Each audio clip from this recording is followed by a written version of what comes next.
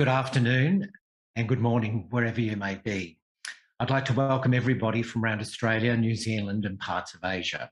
My name's Gary Morrison and I'm part of the management group for the Shine a Light support group here in Sydney, Australia. Before I start, I'd like to do a brief welcome to country. In recognising Aboriginal and Torres Strait Islander people's spiritual and cultural connection to country and in continuing our commitment to reconciliation, I would like to commence the meeting by acknowledging the First Peoples and the traditional owners and custodians of the country wherever we may be. We respectfully acknowledge our elders past and present and remember that they have passed on their wisdom to us in various ways. Let us hold this in trust as we work and serve our communities. Thank you. I'd like to welcome everyone to our third in our series of 5 webinars. Today, we're going to be looking at exercise, nutrition, and sexual intimacy. I'd like to extend a warm welcome to our speakers, Professor Rob Newton, Kendall Gow, and Melissa. I'm sorry, Melissa, I've just lost your surname there. But anyway, welcome to you all. My journey when I first was diagnosed with prostate cancer going back some 13 years ago. The issues of exercise and also nutrition were hardly spoken about when we were actually exploring just what I needed to do in changing my lifestyle and practice. We've come a long way in 13 years, and it really culminates a bit today in the session that we're going to be hearing from our speakers. I'm going to be co-chairing with Dr. Kalli Spencer. I'll be handing over to Kalli shortly. I'd like to firstly, though, thank our supporters in Boston Scientific and Prostate Cancer Foundation of Australia in enabling us to bring this series to you. To all those support group leaders that are present, all of these sessions are recorded. They go up on our YouTube channel. You're more than welcome to access those and use those within your support groups meetings, and we encourage you to do so. I've had a lot of feedback from throughout Asia and parts of New Zealand requesting permission to use the webinars. They're up on the channel for you to use freely as you wish. This particular webinar, as all our webinars are designed to be able to enable all of those attending to ask as many questions as they wish. We've got a 2-hour session and we'll get through all of your questions. That's one thing we do promise. So without any further ado, welcome again, and I'll pass over to Dr. Kalli Spencer to chair the meeting. Cheers. Thanks, Gary. And welcome back, everyone. Nicholas, if you can just put my camera on for me, thanks.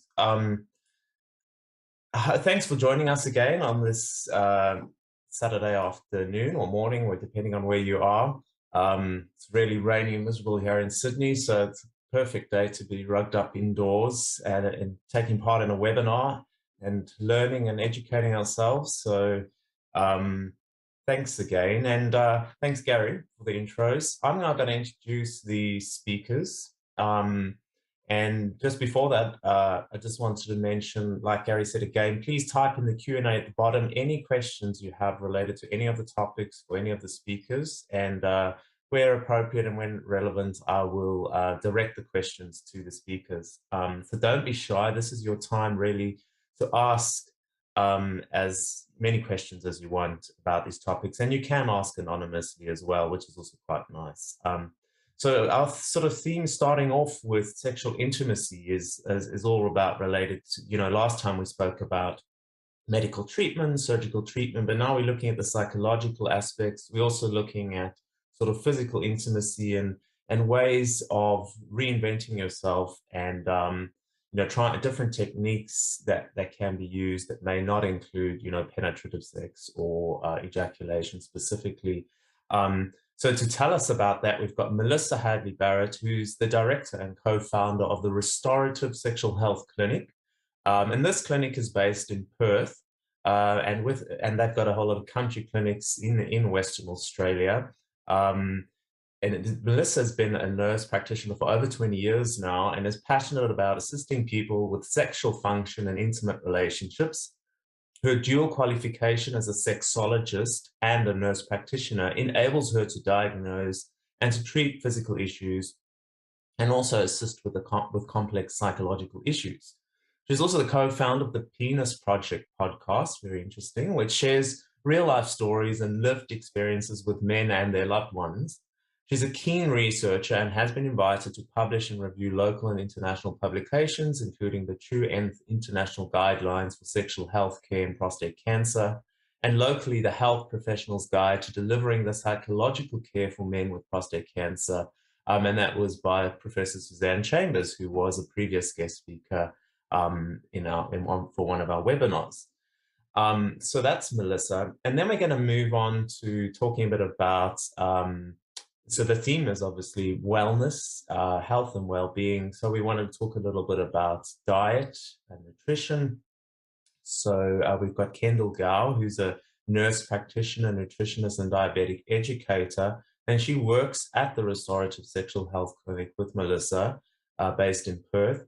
She's passionate about assisting men with prostate cancer recovery and urological sexual dysfunction, diabetes, and weight management. She enjoys providing community education to both community members and health professionals around sexual function, diabetes, and weight management.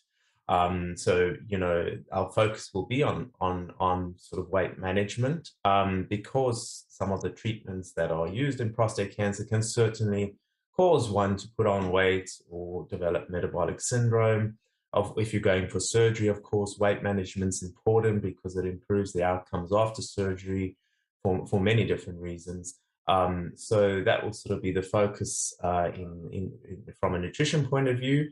And then we'll finish off our discussions with Professor Robert Newton, who's a professor of exercise medicine at the Edith Cowan University, also in Western Australia. He was previously the head of department at the university and is now the deputy director of the Exercise Medicine Research Institute. In 2020, he was appointed as the vice chancellor professorial research fellow at the same institute. He received a Career Achievement Award from the Cancer Council of Western Australia in 2019 and was named the Western Australia Premier Scientist of the Year.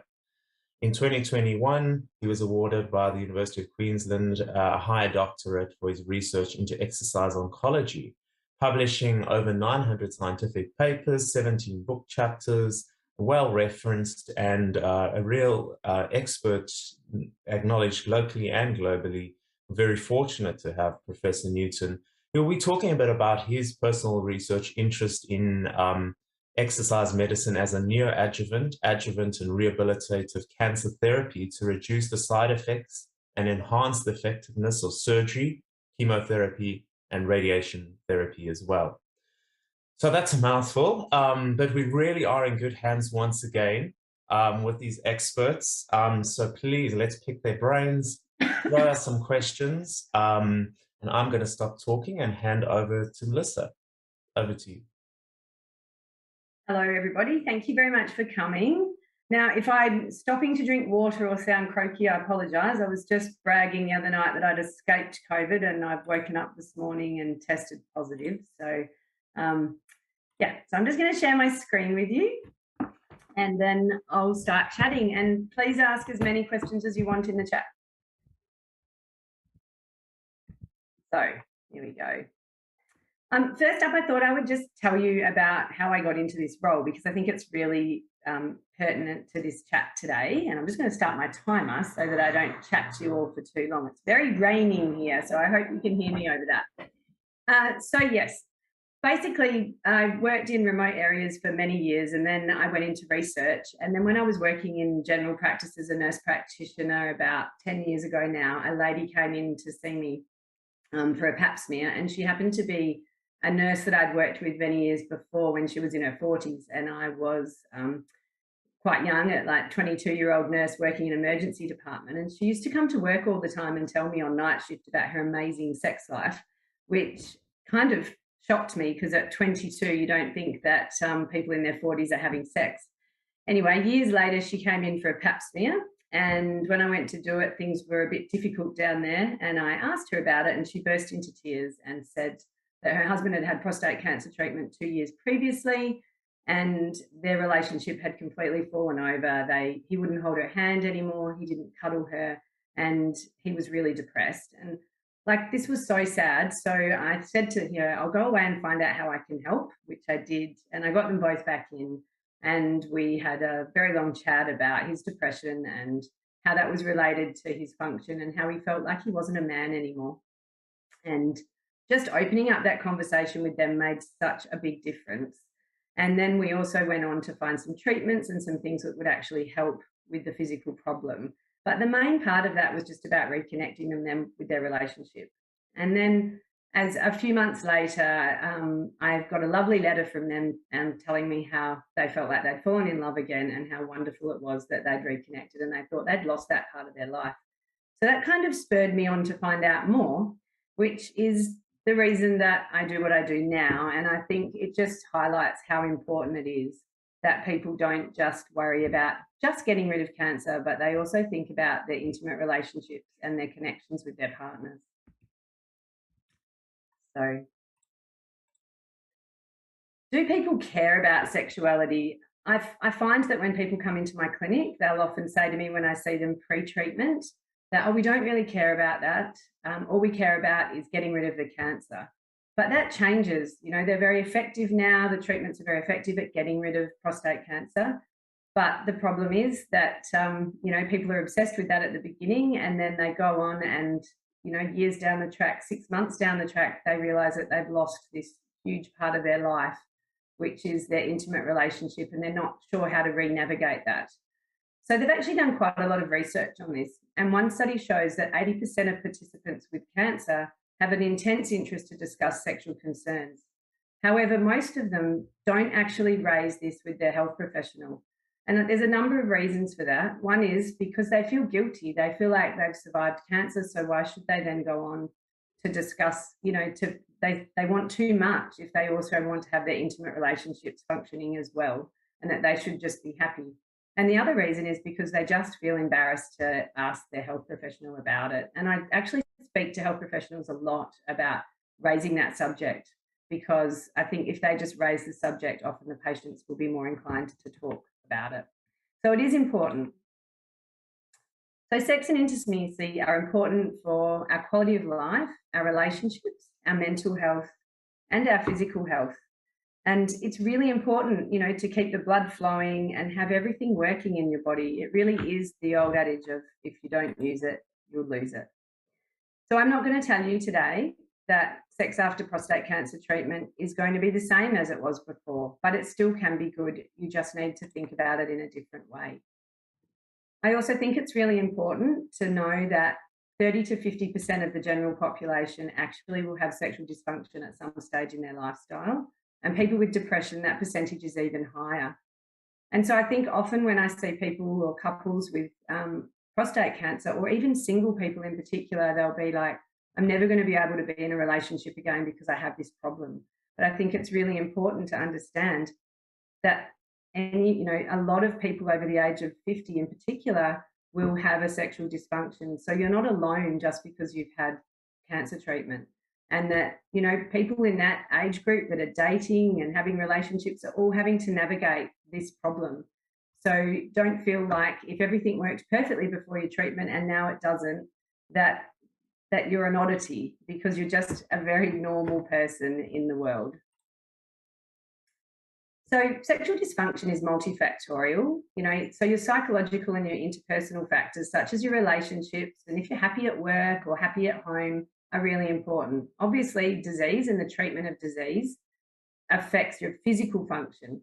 And also, because we're getting so good at treating these things now, there's a decline in people actually dying from the disease, but there is an increase in the long-term side effects after. So we need to find workarounds. Not everything is fixable, but we can always find a workaround. And that's what I want to talk to you about. So first up, I think it's important to know that intimacy is not the dance of two good-looking bodies. And I really like Coco Chanel's comment here. She says, we can be gorgeous at 30, charming at 40 and irresistible at any age. Bodies that are older, silver-haired, wrinkly, chubby, thin and scared are still attractive. And I always say to people when I'm talking to them that just remember, candlelight's your best friend. So everyone as they age, regardless of what their treatment or their function is, probably need to have a nice candle buyer they buy their candles from. So intimacy is about connecting yourself with another person and experiencing pleasure. It's a way to express love, lust, and just to feel you feel different about the person that you're in an intimate relationship with, a romantic relationship, than anyone else in your life. So it's important that we foster these and don't go, I've just had cancer treatment, so I just have to say goodbye to that.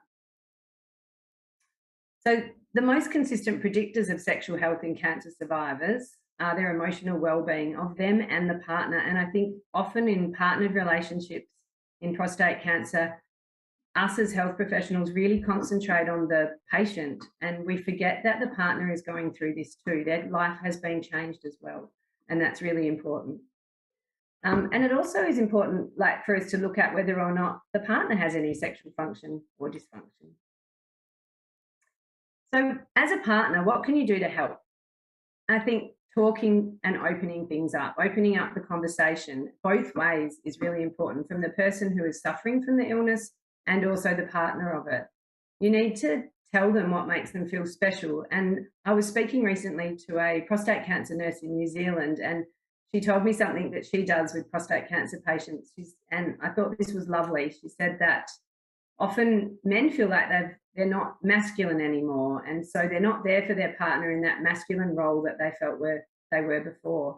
And so she always asks them, if they're partnered, to get their partner to write down the things that make them feel masculine to them. And I think this is important, not to think about gender here, but we all have, whatever our gender, we have a masculine and a feminine side to our personality. And some of us are more masculine, regardless of our gender, and some are more feminine. But if you're the personality in your relationship that is the more masculine person, that's how you identify, and it's important to you. So as a partner of one of these people, often it's not about whether or not they have sexual functioning organs that makes them masculine. It's things like that they cut the wood, or they look after you, or they're intelligent, or the type of music they listen to, or whatever it is.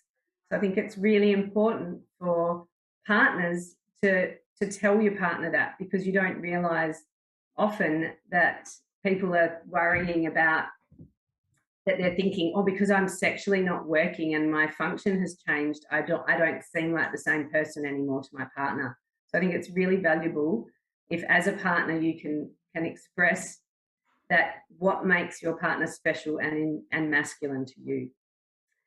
I think from the person who suffers the illness and also the partner, it's important to be vulnerable and tell them how you feel.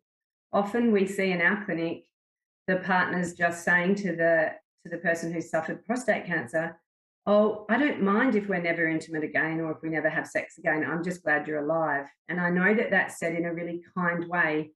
But what the other person hears is, I don't care if we're ever intimate again. And so I think it's important to be really clear in your messaging and say, I would love to help you and support you so that we can be physically intimate again. But that's not the most important thing, and it doesn't have to be the same as it was before. So that brings me to being adventurous. So we're going to talk more about that. There's lots of, I think we're so focused on erectile function, particularly in Western culture. And I think there's so many other things we can do, and this can often be a different opportunity to try new things that you haven't tried before. And understand that this is a time of grieving for both of you. You know, you're both grieving and you both can talk about what you've lost. Don't just pretend that things haven't changed, because they have. So, you know, be aware that you're both grieving and you've lost something, and now you need to find a new way. So other unique problems to this illness is that often partners may take on the role of the carer. And that's difficult, because when you're a carer for somebody, you often don't see them as a sexual being anymore. You're often exhausted as a partner. So the idea of then going and being physically intimate with someone is just too much, more than you can bear. The partner will often feel depressed or anxious because they're worried about what is happening. and what the future holds. And the patient may feel emotionally disconnected because they're consumed with their illness, and their treatment, particularly if they're on androgen deprivation therapy, makes them feel exhausted and lackluster. So these things we really need to think and talk about them. So changing the script, I think this is important, and it doesn't matter whether you've ever had a change in your function or not. Anyone who's been with the same partner for a long time, it's good for you to change the script to be for your intimacy. So I always say that you wouldn't eat the same flavoured ice cream for 40 years. So you need to change things up. And believe it or not, often these situations where people have gone through treatment and things have changed, I've had so many people tell me that their sexual relationships have improved. And I know that's hard to believe, but it's because you've often done the same thing all the time for many years. And because things aren't working the same as they used to, you need to look outside the square and try new things. Many of our patients will try sex toys for the first time ever. It won't be, their sexual intimacy won't be so focused on erections anymore. They'll think about things like sensate touch and using sex toys. There's many amazing sex toys out there now, such as the Pulse Duo, that helps people have orgasm without having an erection. And there's so many couples toys for this now, and things can be really shaken up and you can have a lot of fun with this. So I haven't got enough time to go into all those things in detail today, but on our website, which you'll get at the end of the talk, there is a lot of blogs, and we have one patient in particular, his pen name is Testicle, and he writes blogs for us on things that he's tried. And so we have a shop on our website, and everything in there has been tried by Testicle, and all the penis owners' toys anyway, and he writes a blog about what's good and what's bad and how he used them. And some of he's used for solo fun and some with his partner. So he's a very entertaining writer, and I think it's a really good way just to go, let's have a look at things and let's see if we can try something new. So sexual dysfunction isn't always a bad thing. Now, this cartoon is referring to menopause in women. However, men who are going through androgen deprivation therapy feel like this. They feel, often they have insomnia, they feel anxious, they get hot flushes, they don't feel very attractive, and they just feel a little bit wobbly. So as the patient who's going through this, know that you're not alone and this is normal, and there's many treatments for these feelings, and you do need to speak to your health professional about that. You don't just have to grin and bear it. But as the partner of someone going through this, if you're a female partner, please don't say, oh, well, now you know what it's like, because that's really not helpful. And if you're another male partner, then think about what you're both going through, and that this is really different, and emotions aren't going to be as stable as they were before, and that androgen deprivation therapy has an effect on the whole system. So to be aware of that. So I'm not going to go into how to treat erectile dysfunction today, because I know that you all had that last week with Dr. Stricker. But erections are important. They're not just about blood flow, nerves, and hormones. So much of sexual function is in your mind, and we do need to be turned on and feel contented and close and attached in our mind. So that's important. I also think if you're in a same-sex relationship, that penile rehab is something that you can do together, because as men age, they would also benefit. So you don't just have to have had prostate cancer treatment to have penile rehabilitation. So I think that it's important to think about that. And also, I have many men say to me, I wish that my partner would pay more attention to what I was doing for the rehabilitation. I think partners kind of ignore it because they feel embarrassed and they don't want to draw attention to what's going on, and they're not sure how to broach the subject. So if you're a partner of somebody that has had prostate cancer treatment and is doing penile rehabilitation, show interest, ask them what they're doing, ask them why they're doing it, ask them how it works. And also, and also if you're also a penis owner, then it might be something fun that you could do together, because it certainly won't do you any harm. You don't just have to have had prostate cancer treatment to use the pump. and do the exercises. So it's something you could do together. Penile rehabilitation is all about stopping the tissues from deteriorating. And it is that, as I said earlier, that case of if you don't use it, you lose it. So it's the longer time that you're not having your penis functioning is associated with a poorer outcome. So I think it's really important to get onto penile rehabilitation and understand that this is really important for your future function. You can get penile shortening without it, and maintenance of your sexual relationship.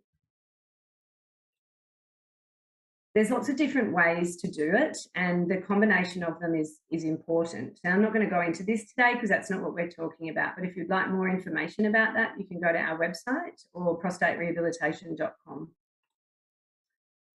So if sexual function is a car, then this really fast, fancy one is the sexual function, but a great road trip is sexual well-being. So I just really want you to take away from today that it's not about whether the bits are working like they used to and everything doesn't have to function perfectly. It's about who you spend the journey with, that you have fun on the journey, and that you try new things, and that there are new and different ways to do things. And look at this as an adventure of what else is out there that I haven't explored before, rather than, oh my God, nothing's working and feeling sad about it. And I think even if you're a single person, you know, it doesn't matter. You just need to explore new things. And exploring new things, there's a lot of people out there who are adventurous and keen to explore new things. So don't feel as though you can't look for intimacy just because things aren't working perfectly or aren't working like they used to. I know that there will be some health professionals and some support leaders in this group today. So what can you do to help? I think talking to your patients and raising the subject, this really is a subject that men in particular feel really uncomfortable raising with their health professional. So I think it's important that they understand what's happening, that you talk to them about it, tell them that it's safe to have sex during their treatment, and involve partners in the conversation wherever possible. We like to have the partner involved in the consults because there's two people there, and it's not a one-sided thing. So just treating one person is not helpful. We need to open up the conversation and let partners talk about what they're worried about and what they're feeling. Make sure that we assess patients' overall health, and make sure that we refer when we're not able to deal with the problems ourselves. There's so many great people out there, particularly in Australia. We've been doing quite a few talks recently overseas, and it seems that, you know, we're really far ahead in this. And so make sure we keep doing that and that we refer to appropriate specialties. And what can the patient do to maximise their chances of recovery? And you're going to hear a lot more about this today, but there's things you're in control of. You can change your diet, exercise, reduce smoking and alcohol. You can practice pleasure. And it's all about the mindset. It's all about thinking, my intimate life is not over because things aren't working like they used to. How can I mix this up? How can I use this to my advantage? Manage your stress, improve your relationship, talk to your partner, and seek help. Remember that you're grieving. This is a grief. You've lost something. So you both can grieve together, or if you're on your own, grieve alone. There's many things, I think, that people don't know that we talk about and that often come up in conversation. And I'd just like to quickly touch on those, that every time a man ejaculates, a little bit of wee comes out. And then after prostate cancer surgery, often that's all that's there. You know, or sometimes there's obviously either nothing or a little bit of wee. So I think knowing this is a lot less scary, that if you have an orgasm and a little bit of urine comes out, that's always been the case. So please try not to stress about that. And there's a lot of things we can do to help that, such as teach people how to use a lasso.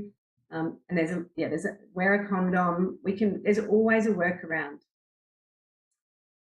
Post prostate operation, the orgasm is dry, and that a man can have an orgasm without an erection. I think not a day goes past in my clinic where I don't have someone be completely shocked that that's possible, but it is possible. And we really encourage people to do that, because once you realize that having an erection isn't the be all and end all, that you can experience pleasure and emotional release and connection with another person without worrying about having an erection.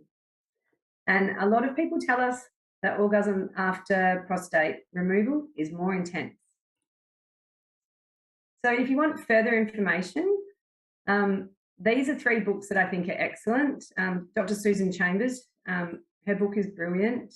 The 5 Love Languages. This book is nothing to do with sex. It's all about relationships and how to connect to your partner. And I think it's really important to understand what your partner's love language is and also your own, so you understand what fills up your love tank. So I can't recommend that book highly enough. And this other book here, Intimacy with Impotence, is an excellent book. Unfortunately, it's written by a heterosexual couple, and I haven't been able to find anything that isn't written by a heterosexual couple in this area. But the issues are still the same. It doesn't matter whether you're heterosexual, bisexual, or you're in a same-sex relationship. Intimacy, all the issues between intimate couples are the same. It really doesn't make any difference. So I just wanted to say that one of the things I hear often is men tell me they've been to their GP and they've asked about their sexual function, if there's anything they can do to help. And I get back, oh, my GP told me I was too old to worry about it, or I should just be happy that I'm cancer-free. Well, you know, don't take that as gospel. There is a lot of help out there. Older people do enjoy sex. I have one, my oldest patient is now 96. I had a brand new patient a few weeks ago who came in and he was 90, and he'd been functioning perfectly until a year previously, and he still wanted to get his function back. Him and his wife, who was in her late 80s, were really missing it. So older people do have and enjoy sex. So please don't give up. There's always something we can do to help. And also remembering that 50% of 75-year-old men have erectile dysfunction, so 50% don't. So, you know, you've got a pretty good chance, and that sex is good for you and it's good for your relationship.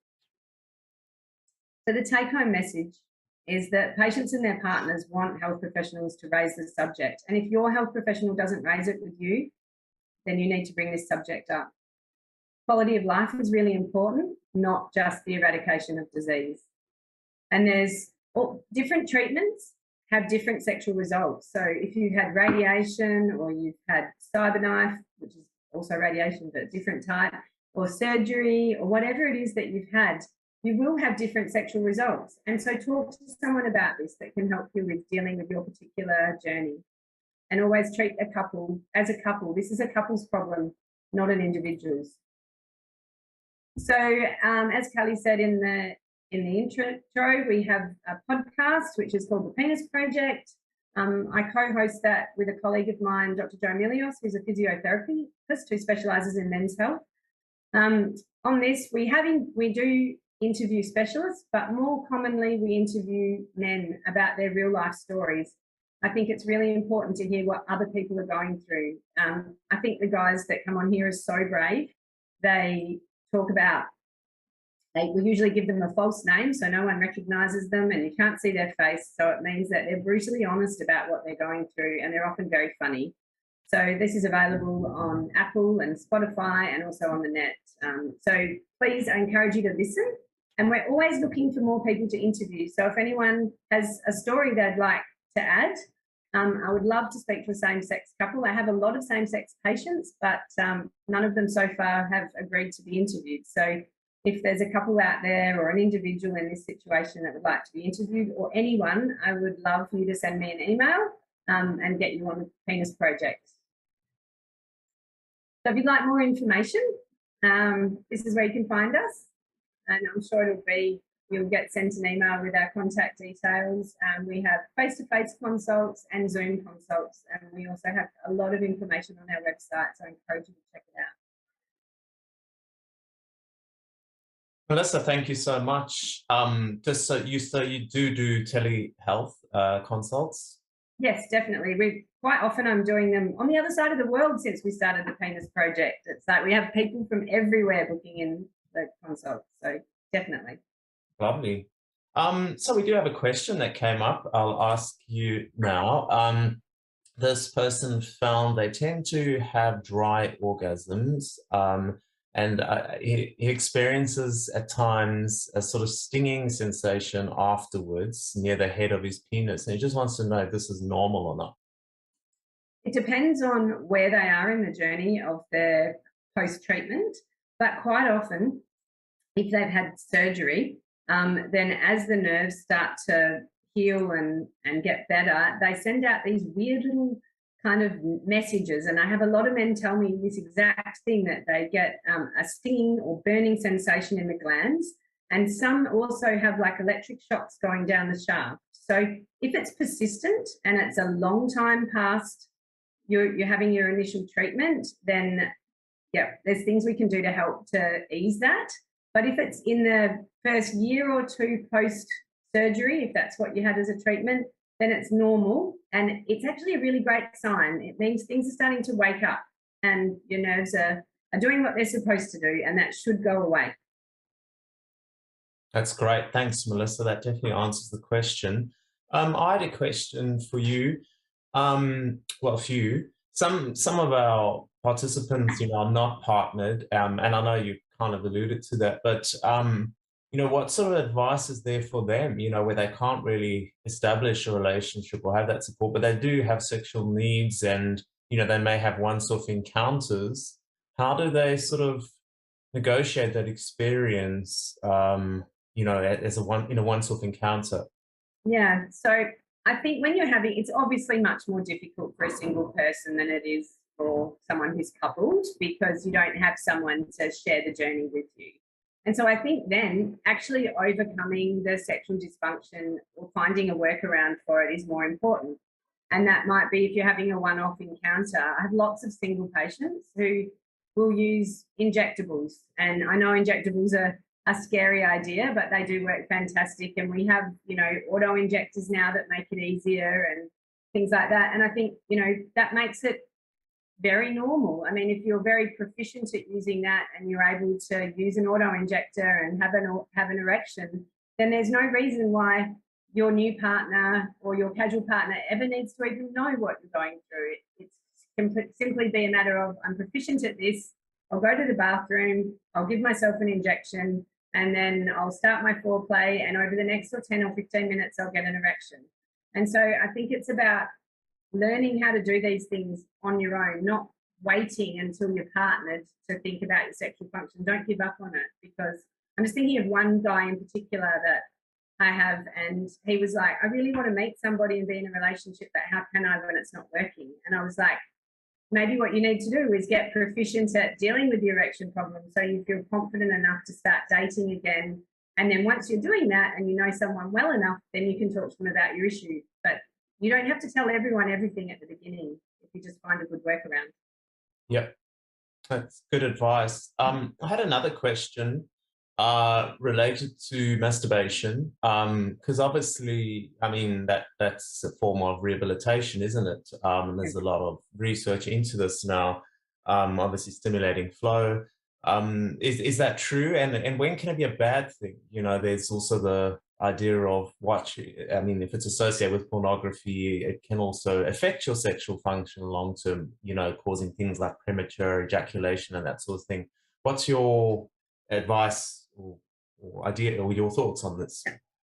So I think masturbation is great and it's healthy, and I often joke that we're probably one of the few places that get you go home with homework, which is masturbate as often as possible. I don't have a problem with pornography at all, and there's a lot of ethical pornography around now. I think the problem is when you just do something too much. Everything in moderation. So, and you also, the problem with masturbation that we see mainly is that if people are always masturbating using their hand, then they need a lot of pressure. They kind of teach themselves that they need a lot of pressure to be able to reach orgasm. So that's where I think using toys for masturbation are really great, because you don't end up with that, death grip. And you can be much gentler. You can use vibration, you can use lubricant. There's heated masturbation tools around. There's so many amazing things now that aren't going to cause those long-term problems of having too tight a grip and causing things like, I don't know if you've heard of hard flaccid syndrome and things like that. So yes, I think self-pleasure is excellent. loving yourself, having solo sex, all those things are great, and everything in moderation is good. And just using sex toys and not always your hand is particularly important, so that your penis doesn't learn that it needs extreme pressure or the death grip to be able to function. Does that answer your question? Yes, it does. Definitely does. Gary once, I think, has a question that he wanted to ask. Melissa, thanks so much. Very much enjoyed your presentation. I'm a firm believer in one of the points that you made, and that is use it or lose it. I know that that's something that my surgeon, who was Philip Stricker, actually mentioned that to me. And he also mentioned that, sex is very much in the mind. One of the things I'd be interested in your view on is, if we look at our support group, for example, your sexuality can, in a lot of men, define you. It's not just part of their life. Their sexuality defines them. And what we've found is that when we do have someone that presents like that, that it's very hard for them to then make a choice on their treatment pathway, because they're so afraid of the outcome.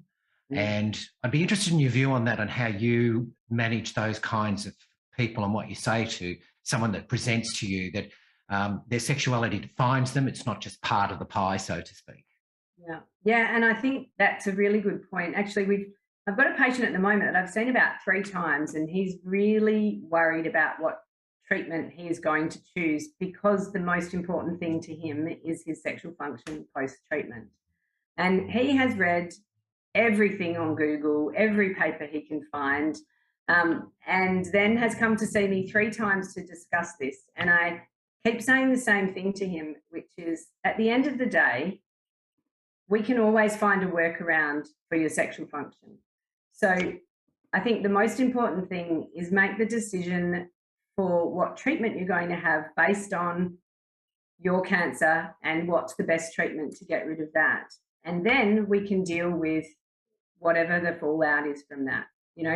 There's penile implants, there's injectables, there's, outer course. And I think that often those kind of men, and this man in particular, he's very, very fixated on that having an erection is his masculinity. And so I've spent a lot of time talking to him about, your erectile function is not your masculinity. Your libido, the person you are, how you behave, all of those other things are so much more important. The erection, we can fix that easily. That doesn't have to stay gone forever. And yes, it might not be spontaneous the same as it was, but we can definitely find a workaround.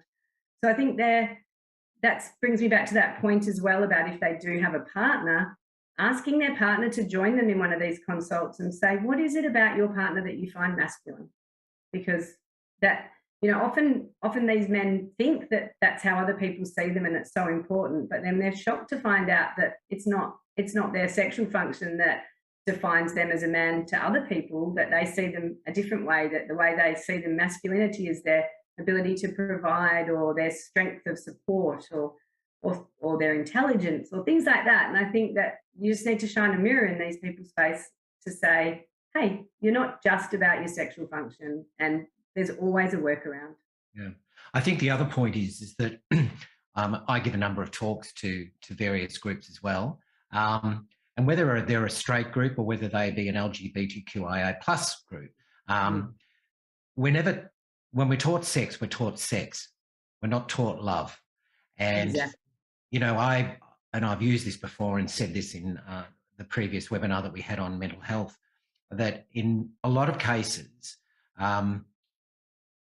most people, and when I say that, it is most people, because when I've gone into some presentations, I've said, can I have a show of hands that of people that their last sexual encounter lasted longer than 15 to 20 minutes? And the majority of the room, the hands go up. And my point there is that it is, and my journey was very much about reinvention after I'd had my treatment. And you're quite right. You can find more pleasure, I think, in being able to rediscover love, because it's the journey, not the final ejaculation. And for a lot of men, and even within our group, our prostate cancer group, there are many who think that the ejaculation defines good or bad sex. Yes. And it's not the case. Would you agree? Oh, definitely. And so many times when I talk to couples a year post, they've gone through all of this treatment and they've gone through rehabilitation and that, they'll go, you know what, our sex life is better now than it has been in many years, because it's the first time we've actually spoken about it. It's really difficult. It's more difficult, I think, to speak to someone and open up a conversation about your sexuality and your intimate relationship with someone you've been with a long time than it is often with a new partner. Because yesterday I actually saw an Asian couple in their 70s, and he's just had prostate cancer treatment, and we talked together, and his wife at the end, because a lot of Asian people don't like talking about sex, actually said, this is the best thing that happened to us, because I've wanted to talk about the change in our romantic relationship for the last 4 years, but I haven't known how to bring it up. And now we have, because last time we came and saw you, we got in the car and talked about what was important to us. So I think it just needs to be looked at as a change and a new adventure. And sometimes it's an advantage, and learning new things is great. And often, you know, I think one part of the relationship, if it's in a couple, will want to try new things, but they're embarrassed to suggest that. But this gives you the opportunity to go, hey, this is great. We can try something different now, because it's not going to be the same as it used to be. I wanted to come in here. There's a very interesting show on Netflix. I don't know if you've seen it. Well, there's quite a few. And that's what's great about internet TV. And they talk about sex and intimacy and alternative, you know, options. Where this lady goes in and literally designs a sex room. People actually have a room in their home dedicated just for sex, and they've got all these toys and devices and tables, special tables, and I think it's such a great idea to have this dedicated space where you can be intimate, and that's different to the bedroom. I thought that was great. I watched the first time I'd seen that was last night, actually. It flashed up when I turned my Netflix on, and I watched one episode, and I thought it was so fantastic. You know, we think about that whole idea of you have a dedicated corner for your yoga or your meditation practice. How wonderful to have a dedicated room for pleasure and intimacy. And I always think that, you know, having a television in your bedroom is like relationship or sexual suicide. So you should never have a TV in your bedroom, is my point of view. But I thought that the idea of designing a room around your intimate relationship was fantastic. Yeah, it was great. It was actually quite entertaining. Yeah, I mean, we can talk on this for such a long time, and we do have other speakers we have to bear in mind. Just one other thing. I mean, what's your thought on things like tantric sex or Kama Sutra? And maybe you can just tell our audience a little bit of what that is and if there's any benefit for them. Yeah, sure. So the Kama Sutra is very ancient, and it's all the different positions for sex. And look, I've actually got a bracelet that my husband bought me. It's an antique bracelet, and it's ivory, and on one side is flowers, and you turn over each tile. It's like mahjong tiles, and on the other side is a different position of the Kama Sutra, so you can flip it over and go, what am I going to do today? I think it's great to read. It's an interesting book, and also particularly as we age, we often different positions don't work anymore that we're used to doing, so it's great to try something new. Tantric sex, I think, is a really interesting thing to investigate, same as sensate focus, because that is all about being connected to your person and being at the sensation and the touch and everything else other than just your genitals. And I think that is so important. And if anyone has the opportunity to go to a tantric class, and even you don't even need, there's ones for single people too. Don't be afraid. They're not some weird, wacky thing where you get naked with a whole pile of strangers. They're often about sitting opposite someone and practicing eye contact and just being aware of who you are and someone else being present. So I think, again, this is an opportunity to explore things you may never have needed to or even thought about before. So look at it as a new adventure. Melissa, that's wonderful. Thank you so much for all your insights and for sharing your experience with us. So we'll keep you on the line, though. So if anyone thinks of any other questions they've always wanted to know about sex and intimacy, you can chuck it in the chat or you can ask again later. So we'll see Melissa again. But it's time now to move on to Kendall, who works with Melissa, and she's going to be talking to us about diet, nutrition, and watching our weight. Over to you, Kendall. Thank you. How do I do this again?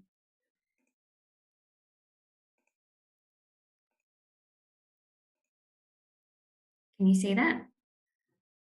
Yes, we can. Okay, great. So yeah, thanks, Kalli. I'm Kendall. I'm also a nurse practitioner alongside Melissa. So I've always worked in urology for a long time and diabetes education, and I also hold a nutrition degree. And so I've always enjoyed the chronic disease sort of management side of things and weight loss. So today I just wanted to talk about obesity and what it means and what we can do for it. Because I think once people understand the mechanics of it, it kind of resonates with a lot of people where they go, oh, that was me and that's what I'm going through, and how we can sort of tackle different areas of it. So obesity refers to having excess body weight. It is now considered a chronic disease, just like diabetes and hypertension. It's not something where people choose to be overweight. I don't know any of my clients that just decided one day that they wanted to be overweight. The problem with obesity is that we're seeing an increased cancer risk and long-term mortality risk of diabetes, hypertension, and sleep apnea, and all those related problems. So 40% of all cancers are related to being overweight. So prostate cancer, we know that there is a worsened prognosis of being overweight. So ideally, before any sort of surgery or radiation treatment or any treatment that you're going to be undergoing for prostate cancer, losing that excess body weight around the midline area is super important, because we know there is better outcomes. And I used to run a rapid weight loss clinic before for guys going into surgery, and they'd always hate me during the whole process. But afterwards they would go, oh, I woke up and I felt so much better, and I feel so much better for this, and I'm going to keep it going. And so it's often quite a good turning point for a lot of the guys that I met. But if we can avoid getting to that position, that's what we're trying to aim for. So classification in adults, there's actually a different classification for people with Asian culture. So they have a slightly different classification for them, but just for the general population, BMI is more to do about your height and your weight. But it's a very good tool to use for us to diagnose obesity. However, if you met my personal trainer, he's a very, very tall man, super muscular, and so he would be considered obese. So this is where the waist circumference is very important when we look at BMI on top. So for men, ideally, we want it to be less than 94 centimeters around the belly button, and for women, less than 80 centimeters, because we just increase our risk for cardiovascular disease, diabetes, metabolic syndrome, and stuff like that. So I've put this in here because if you are a little bit overweight, you can develop type 2 diabetes. I do know lots of skinny people with type 2 diabetes, so it's not always that stereotypical person that's very fat. Sorry, the sun's just coming through the window. So a healthy fat cell that we'll have in our body, it will start to get overfilled with excess fat that we're putting it away into that cell, and it becomes inflamed. And because the cell can only hold so much, it'll start to spill over into the liver. So we can pack a lot of fat in the liver, and that'll also transfer into the other visceral organs like our heart, our pancreas. And because of that, that can lead to insulin resistance. And so this is considered pre-diabetes, or our common favorite term is borderline diabetic. And there's two different types. So you might have impaired fasting glucose. So that's what IFG stands for. And that's usually to do with the liver. So there's lots of fat in the liver. And so the liver becomes less responsive to the insulin that we produce in our pancreas. So overnight, the liver is just slowly sleeping out glucose. And so when you wake up and you go and do that blood test, it'll show that it's going to be a little bit elevated. Sometimes it's just not elevated enough to classify you as type 2 diabetic, so we consider you as pre-diabetic. Then we have impaired glucose tolerance. So this is for people that have that peripheral resistance. So once they eat some food, goes into the tummy, gets broken down into a sugar molecule from the carbohydrate that you've eaten, and insulin tries to move that glucose into a cell, but the cell, it gets too full. It's overfilled with that sugar or that fat. And so a little bit stays over into the bloodstream. And that's when we do a blood test, a random one, or that glucose challenge, and it might be a little bit raised. So that's what that's showing. And if we don't correct this, and this is that opportunity for weight loss, or we might start you on medication, it will turn to type 2 diabetes if we don't correct it. So obesity is multifactorial. So there's a lot of things that we need to consider when we meet someone who does struggle with their weight. So genetics, we unfortunately can't pick our family. So we adopt a lot of genes from our parents and our grandparents. And this is also because we live too long now. So medical advancements are great, but we are definitely passing a lot more chronic disease to ourselves and our future children. Medical, so any other comorbidity can increase our risk and conditions due to medications that we might be on, or if we suffer from rheumatoid arthritis, we're unable to exercise, which could increase our weight. Endocrine, so people that suffer from polycystic ovarian syndrome, they have insulin resistance, thyroid problems, we might find it difficult to lose weight. Neurobehavioral, so there is evidence to show that in the brain that can control our appetite regulation and what we enjoy eating. And then our external cues. And so I like to talk to people about this, where they come home from work and they're in that habit where they feel super hungry and they might start to snack on something, or they'll have dinner and start to watch TV and get bombarded by ads. And so it's that environmental cue that I'm feeling hungry and I need to go and eat something. So it's not just about eat less and more. We told this all the time, it's easy. If it was that easy, I'm sure we would all be super slim and losing weight. But there's a lot more to weight loss, and it's often due to the energy regulatory system that becomes dysregulated. And so we've got quite a few hormones related to our appetite and feeling of fullness. And one of those hormones is a GLP-1. So it's a hormone that we produce naturally in our gut.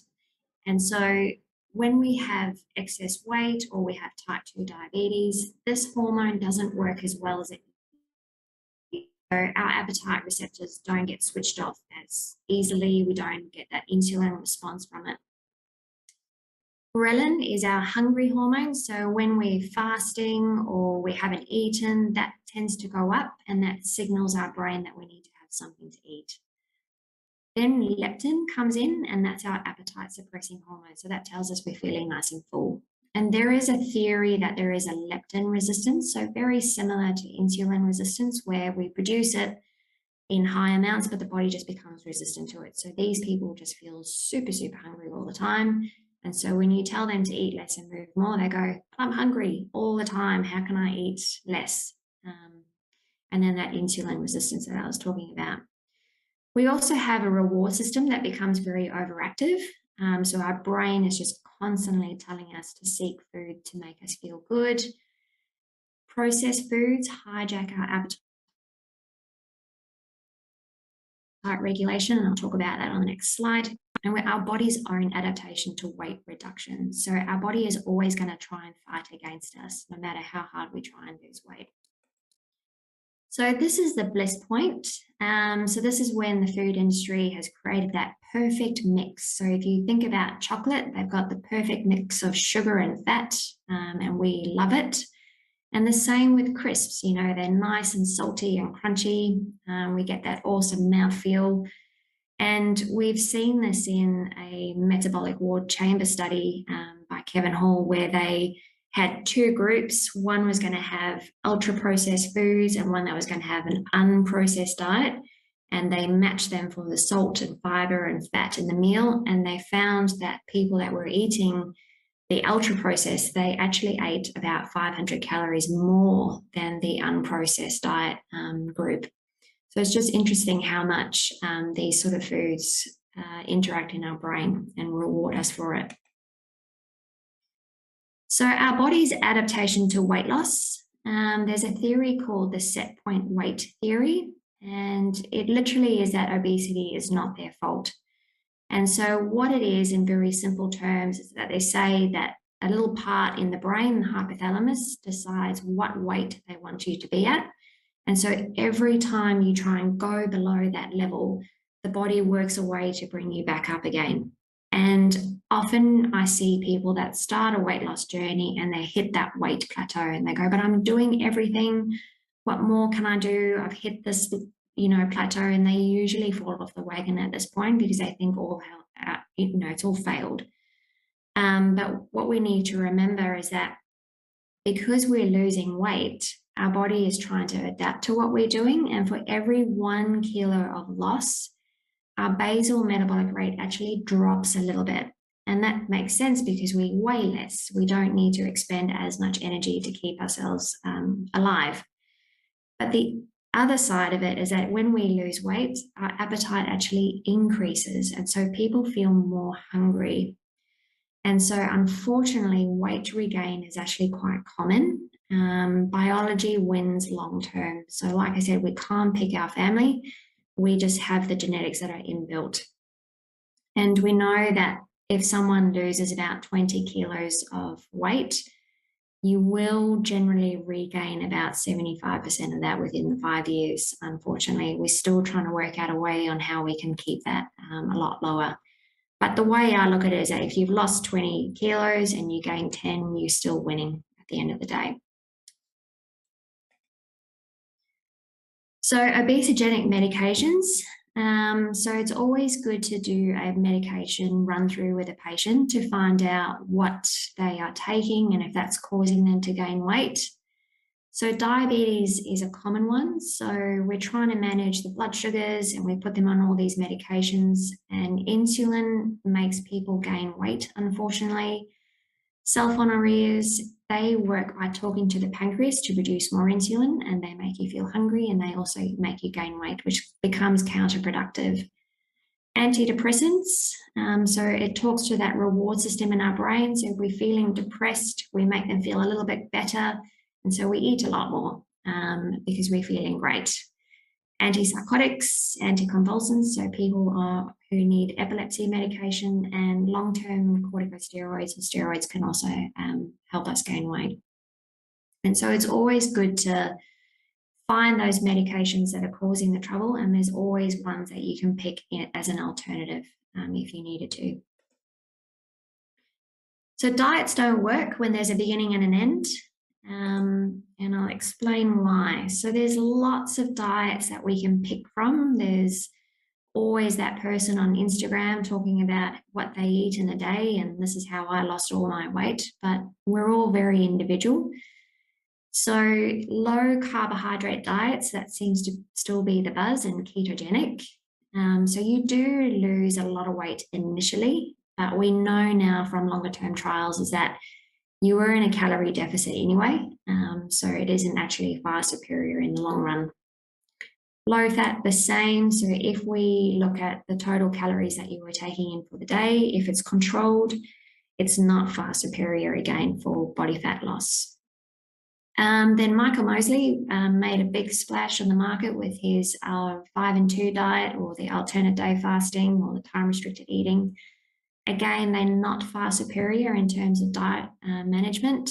If you are reducing your total calories in for the day, generally those are the benefits only. So I'm more about picking stuff that you really enjoy and try and work within that calorie deficit. So long-term adherence is probably the most important message to take away from this, that if you find that you really enjoy doing time-restricted eating, where you fast for 16 hours of the day and only eat within an 8-hour period, that's great. If it works for you, then we will keep going with it. But I often find that when someone is fasting for that long, they feel really hungry, and then they'll use that 8 hours to binge food. And so it's not creating a good habit or a good relationship with their diet plan. So for me, long-term adherence, where we can learn about what we're eating and how we can add that chocolate in, or that, glass of wine in, I think that's definitely a long-term habit that we want to succeed with. It can be a lifelong battle, and this is what I talk to a lot of people about, because we have to think back to that set point weight theory and genetics. And so once you've lost the weight, this is going to be a lifelong change that you do need to continue, because we know ultimately you might put that weight back on again. So our toolbox, so if we've tried diet and exercise alone and we don't find that we win with that, there are lots of medications on the market now that we can prescribe to have as a tool up our sleeve. And so we've got this GLP-1 injections now. And so it's an injection that you put in your tummy, and it amplifies the effect of the hormone that we naturally produce in our guts. So it slows down gastric emptying, it makes you feel fuller for longer. And so people do find a lot of benefit from these medications. We've also got naltrexone and bupropion on the market. It's called Contrave, also really, really exciting medication that people can take as a tablet. Orlistat, if you're game for it, it's an old school medication. It's awful. It basically works by blocking fat in the diet, and the only way it comes out of your body, the fat that you haven't absorbed, it literally leaks out of your bottom. So it's very effective at weight loss, but it is just awful to go on. And then phentermine has been around for a long time. Duramine, it's like taking legal speed. It does offer appetite suppression, and we can add it with another medication called topiramate, but benefits are pretty good with that, but we only usually see that in the States because we are about 2 to 5 years behind the States in terms of medication management. So it's never a failure if you go to your health professional and say, I've tried diet and exercise, I'm just not winning. What else is there? Go on a medication, because we know they will certainly help you to get you there. Because combining interventions leads to better weight loss. And so when we look at just that behavioral change, so diet and exercise, we generally only see about 3 to 5% of weight loss, which is still good overall, but we want to see better than that. So when we had weight loss medications, we now see between 5 to even 20%. And in the States, they've got some really game-changing medication now where you're almost having a chemical sleeve with medications now. Super, super exciting what's coming through. And so people are losing between 5 to 30% of their body weight. So very, very exciting. But for those people that just have that really strong genetic push to keep them at that weight, bariatric surgery is definitely recommended, and I'm all for surgery. Again, it's not a failure. It's definitely a tool that you can use, and people have made great progress with that. So I put this on here because I think it's important to see, when you see someone, they go, oh, I've only lost 1 kilo or 2 this week. And I think, well, that's more than what you had the other week. And when you work it out, if you've just lost that 5%, we're already seeing improvements in your blood pressure. We're already seeing improvements in glucose management. It's great when we get to the 10 to 15% loss because we are changing things inside us. We are reducing cardiovascular risk of disease, non-alcoholic liver disease. So where that fat goes into the liver and it packs itself in there, that can be reduced because we're reducing visceral fat, OSA. So people with sleep apnea, if there's a lot of fat around that neck area, that can be improved. GORD, so reflux, that should settle with any sort of weight loss and obviously dietary changes, and knee osteoarthritis. So you meet people who've been told to eat less and move more, and they go, if I walk, my knees hurt, my hips hurt, my ankles hurt. So often they need to go on medication to try and lose the weight first before they can undertake exercise, and Rob will go through that.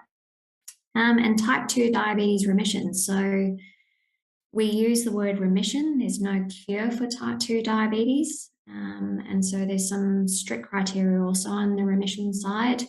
But if we can take you off medication where you just become diet controlled type 2 diabetic, it's great. And we obviously reduce mortality with greater than 15% loss. Physical activity.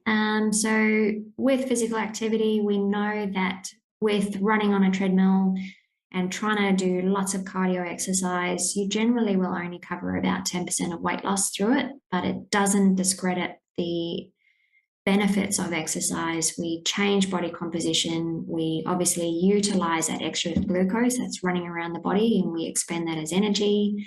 We fix cholesterol, we reduce blood pressure, risk of certain cancers, mental health.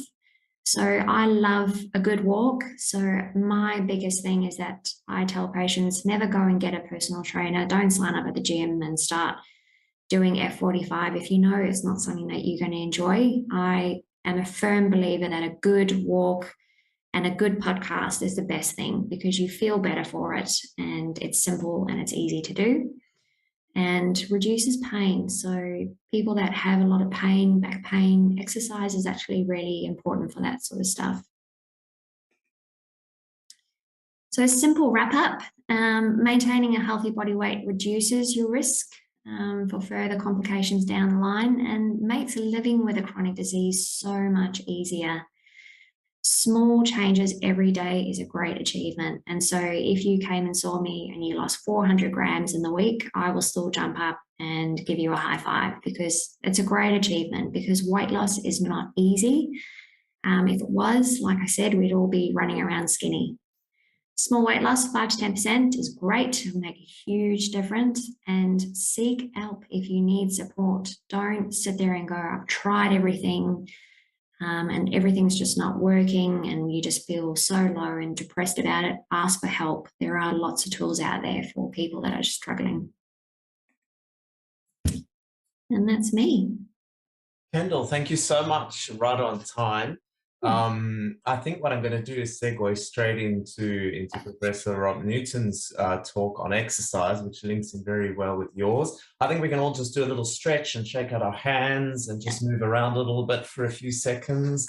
And while Rob prepares his presentation for us and shares screen. But yes, definitely all get up, move. And thank you, Kendall. If there's questions for Kendall, please hold on to them and we'll ask at the end of Rob's talk. Or you can post them in the Q&A once again, or the chat. Please do ask any questions and we'll answer them at the end.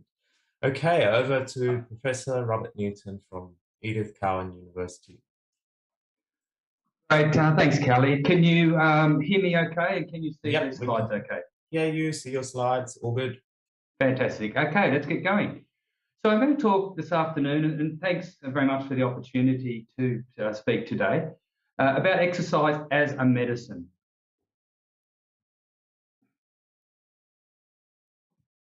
I'm going to change my slides. There we go. Okay. My team and I have been studying exercise as a medicine for pretty much the last 2 decades. And I got into this area because my father and my favourite uncle actually both died of prostate cancer. And I saw the way in which, their medical treatment was very, very good. And the issue was this overwhelming fatigue that they experienced. And they basically were told to rest.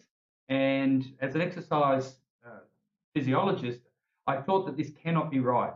Telling a patient to rest is simply not going to work. And I saw this, and I tried to get my dad to exercise. Come on, Dad, let's go for a walk, let's lift some weights, let's do something. And he said, no, I've been told that I have to rest. And 2 years later, he died of a stroke. Now, exercise is being used extensively right across the cancer continuum. And it is pre-diagnosis. Obviously, if you are more physically active, you're less likely to get a whole range of cancers, in particular breast cancer or colorectal cancer. But I'll be talking mainly about once you've had that cancer diagnosis, the bad news there, and on this cancer control here, right through the spectrum along the journey that you go. And we're applying exercise as a medicine pre-treatment. It's very, very effective at this point in time. Certainly leading up to prostatectomy, we have done a series of trials where we're trying to get the man as fit as we possibly can before he goes in for prostatectomy, for surgery. Quite often this will involve a huge focus on weight loss, and I'll present some of our research on that as well, to try and reduce body fat. But also it's used extensively prior to chemotherapy and radiation therapy, again to get the man more resilient prior to receiving those therapies. And that, in this context, it's called neoadjuvant. In other words, before the primary treatment. Certainly exercise is used extensively during treatment. It's now well recognised that particularly men on androgen deprivation therapy, whilst extremely effective for slowing the prostate cancer progression, it does have a range of side effects. And exercise from our research from our team, but from others, have demonstrated that exercise can pretty much prevent all of those side effects of ADT.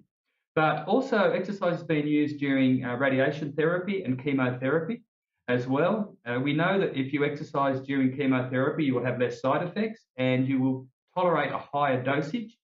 And so that means that you have less likely to have a dose reduction. So you're more likely to have a successful treatment.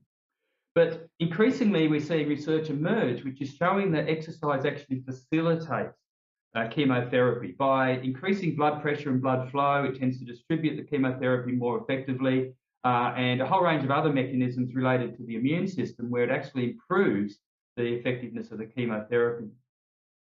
Over the last 4 years, we've been doing research exercising patients immediately before they receive a fraction of radiation therapy, so immediately before they go in to have the radiation.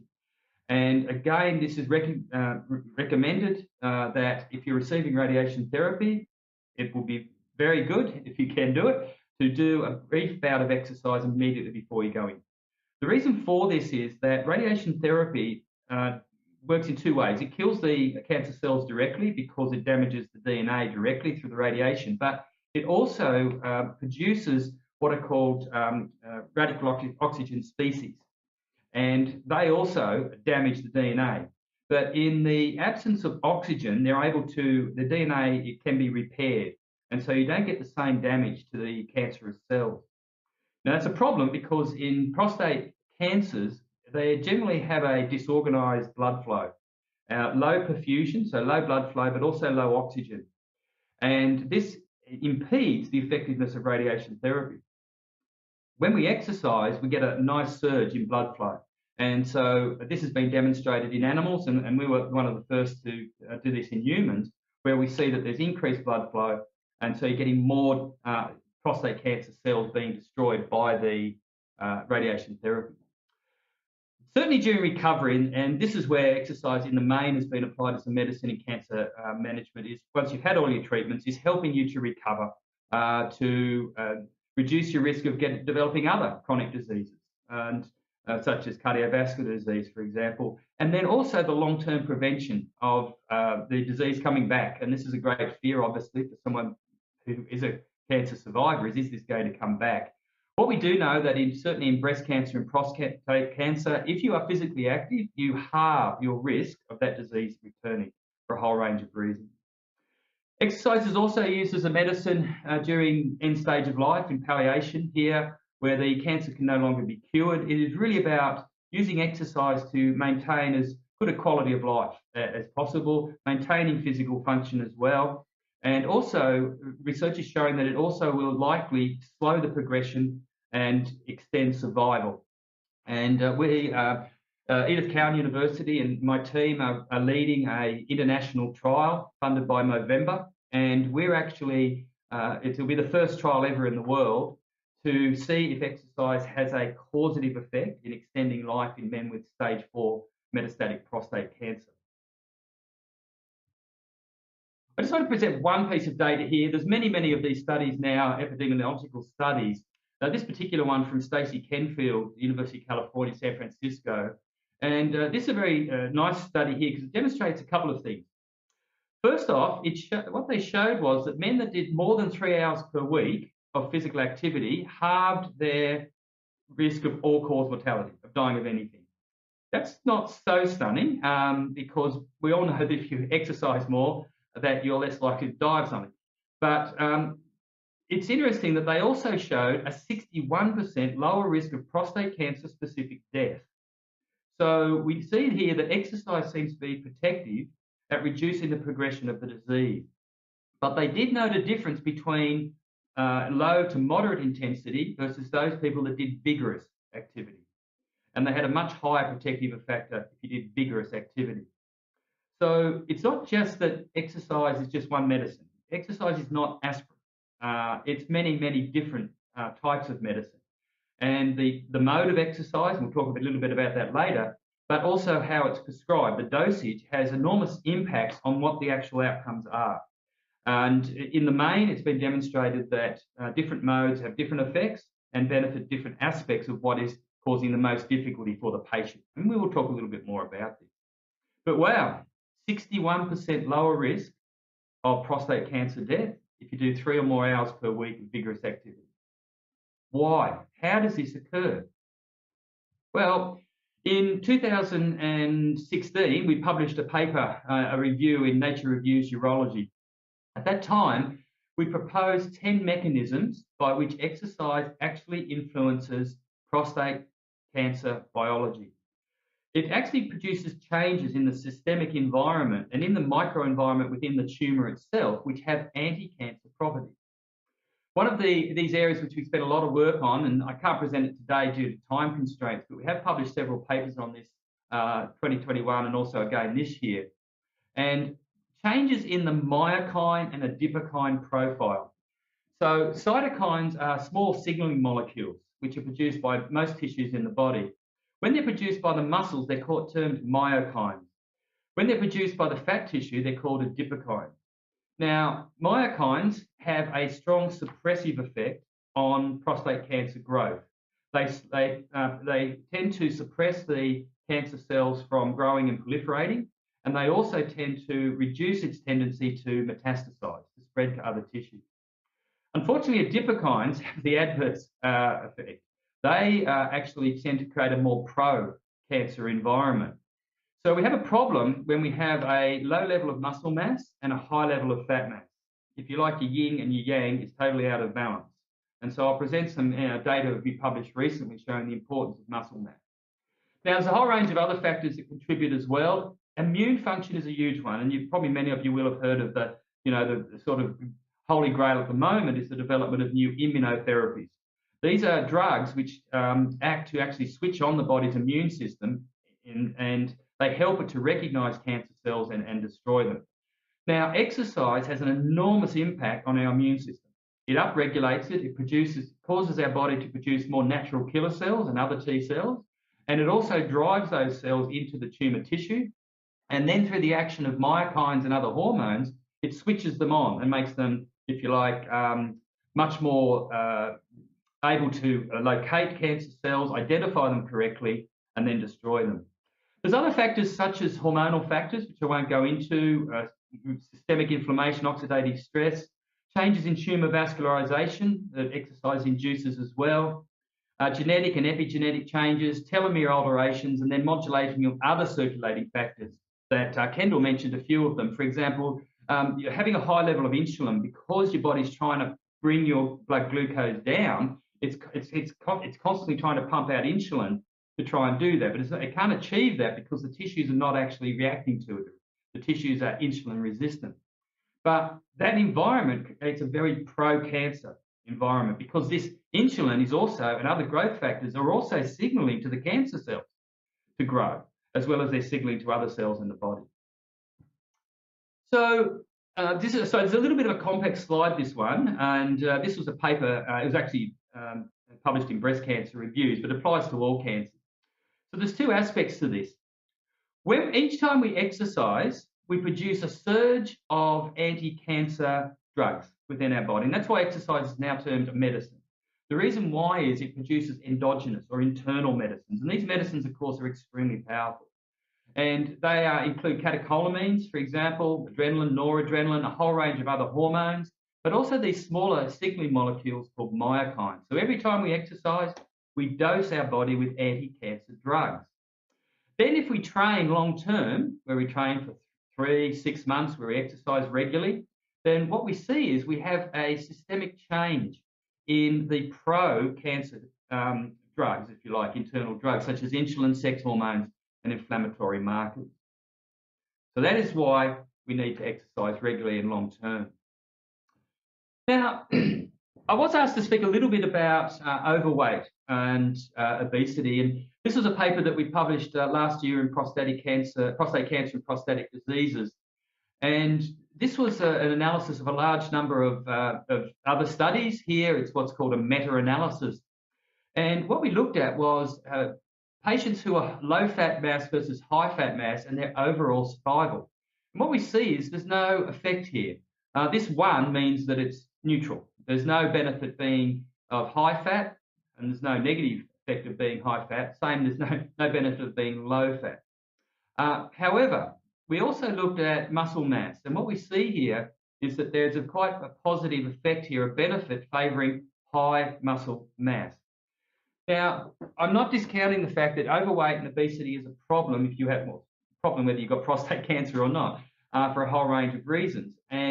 But in terms of prostate cancer, being of high body fat is a problem because of that adipokine-myokine balance, and also because of the way in which high fat mass influences all of our hormones within our body and a whole range of other mechanisms. But we have to recognise that muscle mass is a critical player in this. We have to maintain as much muscle mass as we possibly can. And here we see it is actually a higher driver of mortality than is high fat mass. So working with one of our local urologists here, we did launch a study, and Kendall, I think, might have been involved in this. And this was a rapid weight loss prior to prostatectomy, a robot-assisted prostatectomy in overweight and obese patients. And this was a local urologist here, Dr. Tom Shannon, within his clinic. As a urologist, he was recognising the increasing number of patients coming through his door which were overweight and obese, and how well recognised that the outcomes from surgery are much worse in these patients. So he implemented within his practice this rapid weight loss through dietary restriction. Now, what this involved was 90 minutes per day of aerobic exercise, which is a lot. Okay, this is a lot. And as Kendall well pointed out, exercise is not very effective for reducing fat mass. And you have to do a lot of it. The current recommendation internationally is 300 minutes per week or more. Now, they were allowed to do resistance exercise, but it was not required. And in fact, most of the patients didn't do any resistance exercise, or if you like, weight training, strength training. But they were put on a very low energy diet there. And it was up to 12 weeks duration leading up to their prostatectomy. Now, what we found was some very encouraging loss of body composition here, changes in terms of total body weight was reduced. You can see there by about 7.3 kilos. Total fat mass down by 5 kilos. These are fantastic reductions. 3.1% body fat reduction there as well. This is great. Wow, fantastic. Until we get down here and we look at lean mass. These men also lost 2.4 kilograms of lean mass, muscle mass, if you like. And their appendicular skeletal muscle mass also down 1.2. So this is the muscle of the arms and the legs. They're losing 1.2 kilograms in as little as 12 weeks. This is a major concern. Why? Because of the previous slide that I showed you, where overall survival is very closely linked to the level of muscle mass that the patient has in terms of prostate cancer. Also, if the patient has to progress to other treatments, for example, chemotherapy, low muscle mass causes much higher levels of chemotherapy toxicities and side effects. You're much more likely to have a dose reduction where the oncologist will give you less chemotherapy. That translates to a risk that you will not actually kill the cancer and destroy the cancer. So muscle mass is super important. Now, this here, if we see here, this is the actual waterfall plot. So this is each individual patient. You can see that some of these patients lost a lot of fat mass here. There were a few that didn't lose nearly as much, as you can see here, and trunk fat mass as well. But what is, again, really problematic is that pretty much every single patient, except this outlier here, lost lean mass and skeletal muscle mass, as you can see here. Some of them lost almost 5 kilos of appendicular skeletal muscle mass. That is a lot of muscle to lose off the arms and legs. So on the basis of this, we then launched another study. This was a 12-week intervention. Again, 300 minutes per week of exercise. Energy deficit there, you can see, was quite considerable. But we enforced, or required, if you like, sorry, enforced is a bit harsh, we had the men doing resistance training. And we published this in 2021 in Medicine, Science, Sport and Exercise. So what we saw was very encouraging results in terms of muscle strength. They got certainly a lot stronger, which is great. And muscle strength is very, very important because it determines how functional you are. In particular, as you age, muscle mass and muscle strength are absolutely crucial for maintaining functional capability and quality of life. Also, their cardiorespiratory or their aerobic fitness increased quite markedly as well, which is great. But here's the data for body composition, and we can see here that the majority of men lost total body mass, trunk fat mass, most of them lost quite nicely, and visceral fat mass. So this is great. This is a really good outcome. And we show that on average, there was no decline in muscle mass. So the resistance training across the whole group was able to maintain their muscle mass. Very, very important outcome. However, if we delve into the individual data, we see that while some men actually increased muscle mass, some continued to lose. And this is, again, a problem. We do have to address this with further research. But I think the take-home point is that we have to recognise that any weight loss program, whether it be through diet, through drugs, or whether it's through bariatric surgery, is a fat loss program. But it is also a muscle and bone loss program. Because if you do not combine that with resistance training, you will lose muscle and fat. And the only way to, as I say, to prevent that is through resistance training.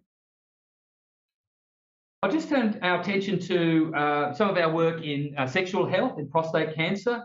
And look, this is, the other speakers have mentioned this, but this is a major concern for men with prostate cancer and their partners. And I thought this was brought home to me many years ago. I was giving a presentation in Cairns, mind you, for the Prostate Cancer Foundation of Australia. And I gave a talk, and we were presenting some of our data on controlling cardiovascular disease in men on androgen deprivation, because that is a major concern. Most men are going on to ADT.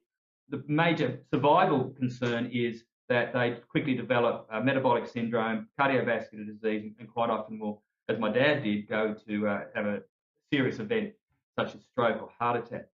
So I presented this, and a whole group of people and their partners came up to me after the talk, and they said, "Wow, Prof, that was semi-interesting, but you're not addressing the real problem that we face." And I said, "Oh, okay, what's that?" And they said, "Urinary incontinence and sexual dysfunction."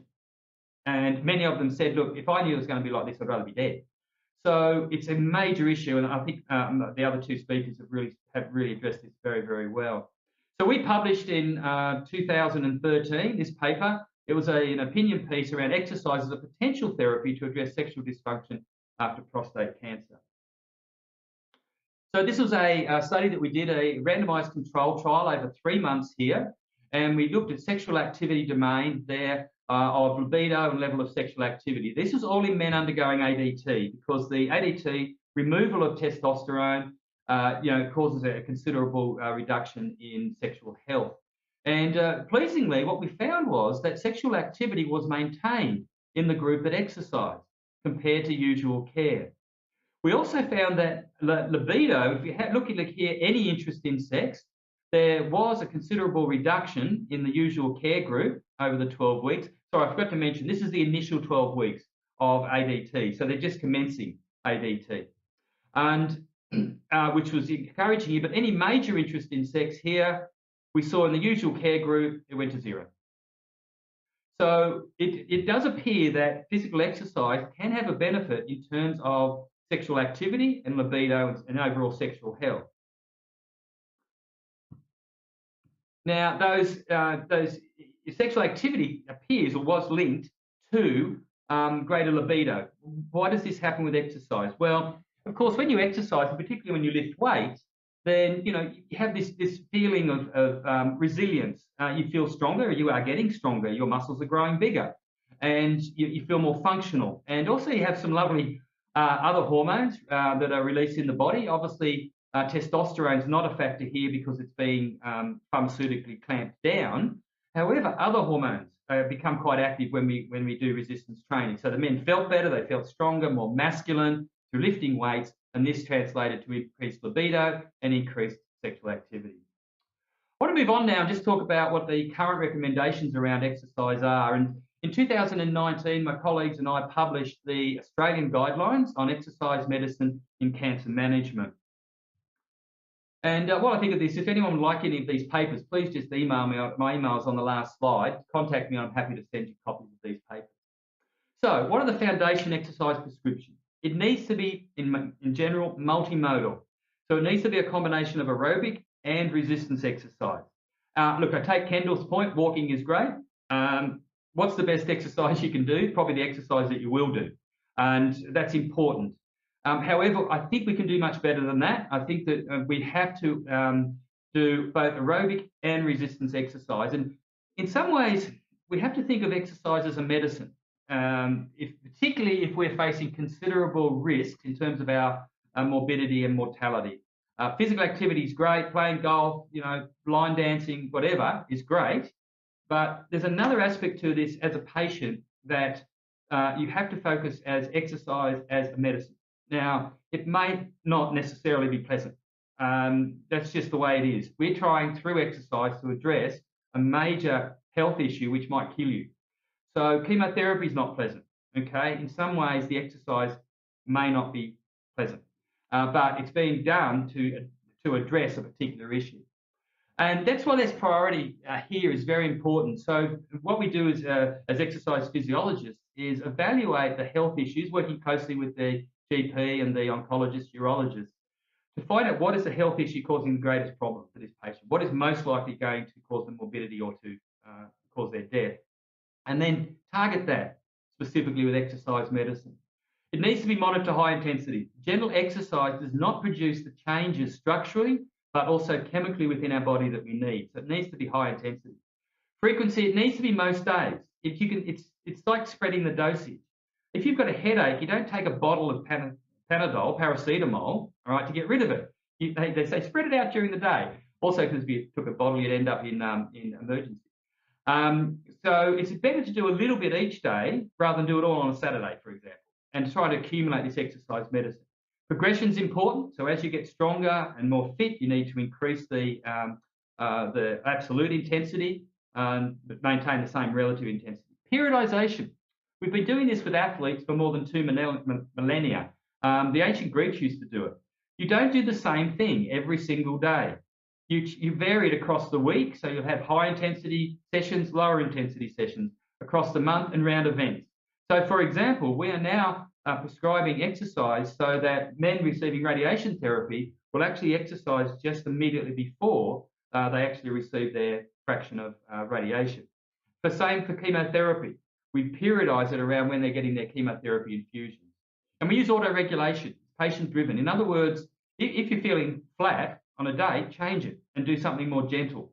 But if you're feeling sharp, you go, wow, I feel pretty good today. That's the time to ramp it up and increase the intensity. Aerobic exercise, you're probably all familiar with, emphasizes the cardiorespiratory system. They're at minimum probably 20 minutes to get the sort of changes you can do. But if you can only do 10 minutes to start, that's fine. Something is better than nothing. Generally, the generic prescription is 75 to 150 minutes per week of vigorous to moderate aerobic exercise. But as I mentioned earlier, for fat loss, it needs to be 300 minutes or more, and it will not be terribly effective unless it's combined with dietary caloric restriction. Moderate intensity continuous training is what most of us are familiar with. This is when you go out for a 20-minute walk or a row or a cycle or a swim or whatever. But because of this, you have to stay below what's called the anaerobic threshold. Otherwise, you can imagine if you went flat out, you've got your runners on, ran out the front door and went as fast as you could, you're only going to run for about 1 minute, and then you're going to have to stop and recover. So you have to stay below that level so you can continue. Now, that's great and has really good benefits for the cardiorespiratory system, but it doesn't stimulate a lot of the mechanisms that we want to actually develop to help fight the cancer. So we prescribe interval training extensively for our patients. This is where you alternate work and rest intervals. So you might, for example, run 100 meters and then walk back to the start, run 100 meters. Or if you're swimming, for example, it means nice 50 meters, stop at the end, recover, then you do the next one, etc. It can be any exercise, really. We're also using what's called high-intensity interval training, and this is where you are working at pretty much at your maximum, but for very short periods of time here. So you might hit out for 20 seconds or 30 seconds with a maximal effort on a treadmill or on a cycloergometer, or it might be in the pool, and then you drop it back and you have a recovery of perhaps 2 to 3 times that amount of work interval there. This allows you to push well into your what's called your anaerobic threshold and then recover to do that again. And this has been very, very effective, particularly with patients experiencing a lot of fatigue and due to the cancer or to its treatment. And look, it often comes up when I present this and people go, but you can't give that to older people. Well, yes, you can. And also people think you can't give it to people that have a lot of disease burden. Yes, you can. We're actually using high-intensity interval training in our GAP4 study that I mentioned earlier in men with advanced metastatic prostate cancer. However, it is all about the supervision and how it's monitoring. And really, for that type of exercise, you need to be under the supervision of an accredited exercise physiologist. Resistance exercise is equally as important, and depending on the issues that you're facing, it might be more important, and that may have to be the focus. So this is generally performing exercise against resistance with a machine. It could be body weight, it could be dumbbells or barbells, or we use weighted bags a lot. A lot of our patients who want to exercise at home, we have them find an old backpack. Everyone's got backpacks. I don't know, we collect them for some reason, especially if you've got kids. Every time you open a cupboard or go out to the garage, backpacks fall everywhere. But you can get a backpack and you can get garbage bags, fill them with sand or something similar, and then tie them up and put them in the backpack. So the more garbage bags of sand you put in, the heavier it is. Backpacks are sturdy, you zip it up, and then it's got handles on it, and you can do a really good full body workout with a backpack that's been weighted. The minimum is 2 sessions per week. You have to exercise every major muscle group at least twice per week. If you go to more than 4 or more sessions, you have to split the program. You can't exercise the same muscle group twice within 48 hours. It needs time to recover. Keep going. So I just wanted to give you just an overall background of the importance of exercise as a medicine, the fact that it's not a single medicine, it's many different medicines, and how it's actually prescribed and dosed has very, very different effects. I do want to, Kalli said I could do a bit of a plug for our work. So we're currently recruiting for 2 major research trials in prostate cancer. One is men that are on active surveillance, so that have early stage disease, not progressing quickly, and they've been advised, look, don't do anything, let's just watch and wait. So we're running a trial there, recruiting those patients, and it's to look to see if exercise actually slows them and prevents them from moving to requiring active therapy. The other study is one which I have talked a lot about. This is the November-funded GAP4 study, which is in men with advanced metastatic cancer. So any man with metastatic prostate cancer is eligible for this study.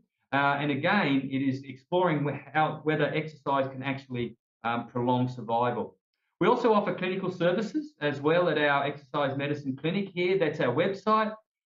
Face-to-face in Perth, we have 6 clinics in Perth, but also we provide telehealth as well, including Medicare rebatable support through the chronic disease management plan, which you can get from your general practitioner as well. There's my email again if anyone wants to contact me, and also if you'd like any of these studies, these papers, I'll be happy to send them out to you if you reach out to me. So thank you very much for the opportunity. Thank you. Rob, once again, thank you so much. That was a great talk. And thanks for the practical advice that you've given, and useful to know for our patients that they have access to exercise physiologists, which is covered by Medicare. So that's very useful to know. And all they would need is a referral letter from a GP. Is that correct? Yes, that's correct. And I should have mentioned, but you can actually find an exercise physiologist. And if you go to the Exercise Sports Science Australia website, if you just type into your browser, find an AEP, it'll take you to a website where you can put in your postcode and you can put in that you want a specialist in cancer, and that will give you a list of all of the exercise physiologists in your local area. That's very useful to know. And many of them, as you said, are doing telehealth. So you could also choose someone in a different part of the country. Yeah. And we forgot to mention you're also an accredited exercise physiology. You're not just a researcher. I forgot to mention that. Yeah, I absolutely love my research, but I absolutely love my clinical work as well. Yeah, it's very rewarding and I very much enjoy it. So it's great to keep my hand in the game. That's great. Rob, so let me start with you. There's a question from one participant to all three of you. Rob, is there a typical exercise plan available? Is there such a thing? If there is, I think that the general recommendation from the Clinical Oncology Society of Australia and the American Cancer Society is that most patients should try to do 75 to 150 minutes per week of aerobic exercise. And it doesn't really matter what it is, to be honest. If you like to row or you like to swim in the ocean or, cycle, whatever, it probably doesn't matter that much. And the recommendation is 2 or more resistance training sessions per week, and that's equally as important. And I think that's a problem because a lot of people can't get their head around that, particularly with older patients, that they're lifting weights. They go, that doesn't seem right. But all the research indicates that that's absolutely critical. So that's your generic recommendation. And from there, there's just a plethora of home-based programs that are available. I'd be happy to send people, if they contact me, a generic program that they can do at home of exercises with no equipment, basically just body weight. And as I say, your weighted backpack. That's wonderful. All right, everyone, we have 10 minutes to ask as many questions as we can. So, Kendall, there's a question for you now, also from a participant asking, can pre-diabetes be managed with just diet alone? And if so, are those diets available? It can, but it's not necessarily a fixed diet. So you'll often hear in the news or, research that a low carbohydrate diet is the best thing for pre-diabetes or diabetics. But that's not necessarily the case. It's more about just controlling what you're eating, and weight loss is probably the most important for pre-diabetes. So it's not a very simple answer to give. It's working out which diet suits you and what we can reduce in terms of the calorie intake. But there's no fixed diet for pre-diabetes. Yep. Thank you. That's good advice. Yep. And I suppose if you're always unsure, best to see a specialist like yourself, right? Yeah. Because some things do need to be tailored specifically Very individual. Yeah. Yeah, to the individual. Great, thank you. And then a question to Melissa.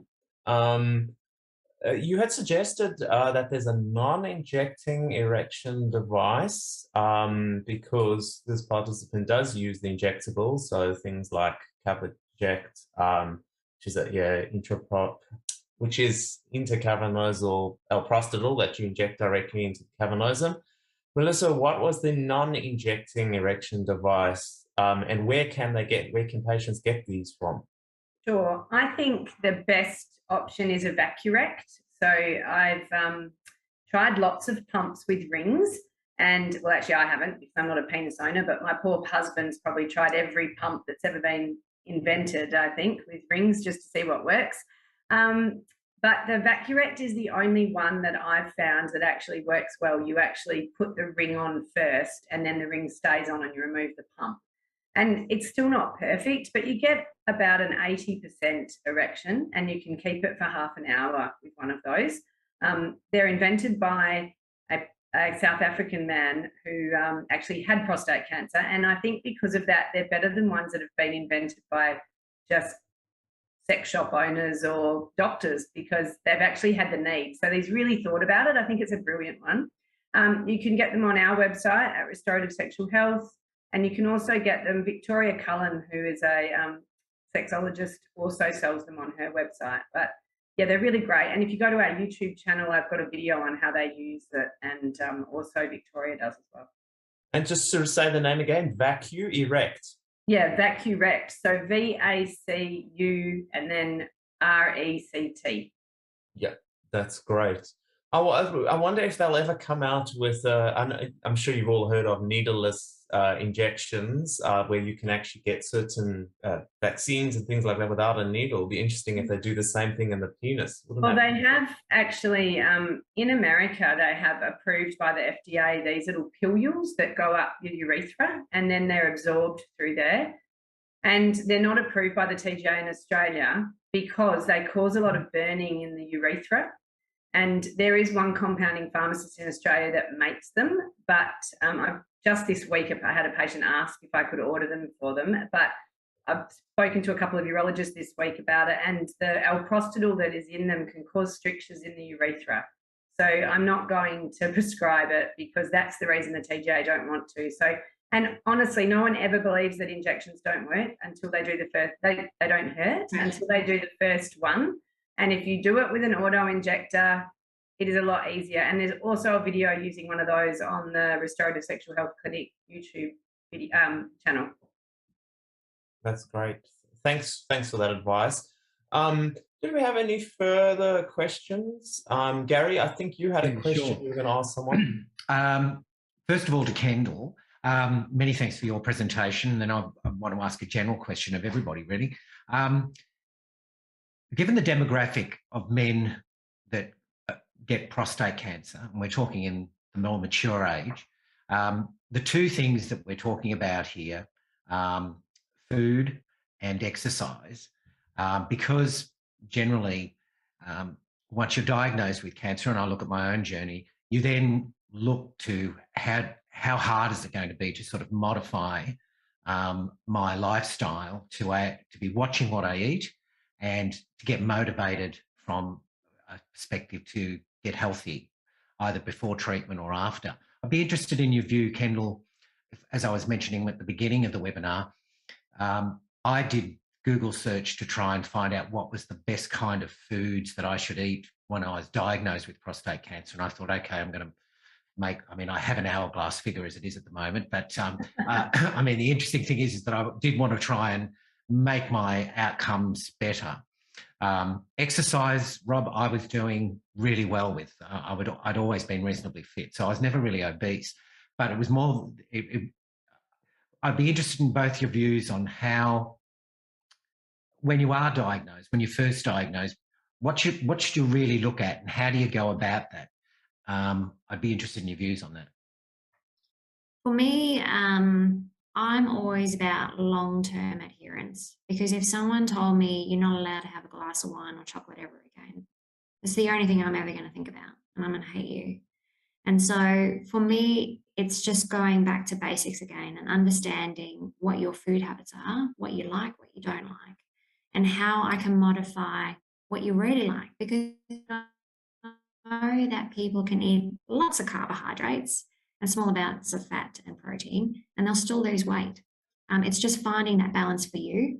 So to put it in simple terms, I think the Australian dietary guidelines and the American dietary guidelines are still a really good tool that we should still be reaching out. 2 fruit a day, 5 veggies a day, and enough protein and enough carbohydrates. It is as simple as that, but it's very nuanced to you. And so, you know, I'll meet someone that loves doing ketogenic diet, and that's great. I'll support them on that. But then I'll always put the question on, are you going to maintain this for the rest of your life? Are you going to enjoy this for the rest of your life? So I'm more about education on understanding serve sizes again, and how we eat a variety of foods, because we know, especially with the Mediterranean diet, that's a variety of foods all the time. You know, you're eating your lentils and your nuts and your carbohydrates and your protein. That's important for me, that you go back to basics again, because there's no diet that fits for all. We're all very individual, and yeah, long-term adherence is probably the key for that. Thanks. Yeah. Rob, we'll give you 1 minute. 1 minute. Look, I can't emphasize how important the combination of diet and exercise is for maintaining health. I'm not a dietitian, so take this with a grain of salt. I think from the research that I've read in prostate cancer, then trying to bring down systemic inflammation in the body is absolutely critical. And that means, basically eating as healthy as you can. Have your chocolate and your red wine, but you have to get your systemic inflammation down. And that's, if it comes in a box or a can, don't eat it. And as many colours, things that we put to our patients is the more colours on your plate, the better. Fresh fruit and vegetables. Try and keep the plant-based as much as you can. Try and limit it. But again, it has to, as Kendall says, unless you can do it on long term for the rest of your life, it's not going to work. And the same with the exercise. I don't want to put everyone off. Any exercise is better than none.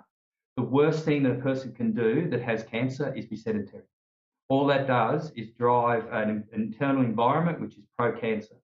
And so any exercise, walking the dog, whatever, is better than none. But we can actually do far better than that. It's not optimal, and we can do better. Rob, there's a last-minute question that came in here. Can riding a bicycle, I suppose, sitting on the perineum where there's prostate cancer, can it worsen or make the cancer worsen or spread? I haven't heard anything like that. Have you? Yeah, it's a lot of controversy around that. First off, riding a cycle does not cause prostate cancer.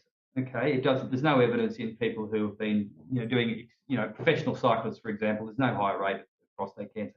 Obviously, it can be uncomfortable if you've had surgery, it's going to be even long term. You may have long term problems being on a cycle, and we just recommend to, look around for a better seat. If you love cycling, all right, don't stop cycling, because if you then do nothing, your outcome's going to be far worse. So we do encourage them to keep cycling, but can you find a bike seat that is more comfortable for you?